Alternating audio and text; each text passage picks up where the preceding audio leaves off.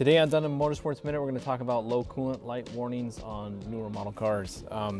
You will see this thing's going to light up like a Christmas tree. This Cayman GT4 that we've done some work to. You're going to see this bad boy light up in a number of ways. You're going to get that low coolant warning, all kinds of warnings you're going to fire off. You're also going to see on a lot of the new model cars, to get your attention, it's going to spike your temperature gauges.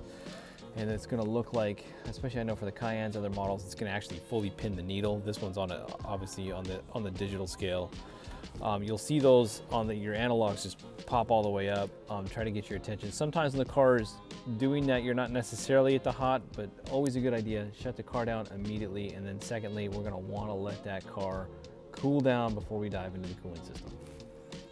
After the car has cooled down, and I can't say that enough, I don't even want to say this next part, but maybe I should. Sometimes you can sneak the cap off slowly and relieve some of the pressure. I never ever recommend that. We're not recommending that. Let the car cool down. Inconvenient, especially over the track and you want to get back out on the track. But once the car has cooled down, your coolant here on the Cayman, this is a great example because we've stripped this car. Coolant obviously on your left hand side. Now inside there you can see this one needs to be topped up. We just did an oil service on this car. We're going to top it up. You can see the red ball valve down there is on its low, so we're at minimum there. We want to bring that float valve up until it's even with the max, which is that next stepped up portion. Now let's go over and show you GT3 because it's different.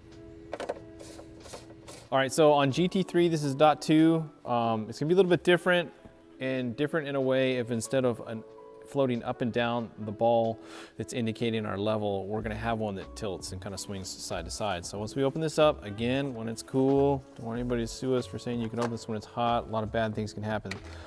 What you will see inside, and Eric will run some footage after this, is you'll see a min on one side and a max on the other side. If you are tilted towards min, you need to add some. I like to balance it right in the middle if I can. We don't want to go too much because it can actually, we don't want to overfill it. So what we're trying to do is just get that thing to fulcrum right in the middle.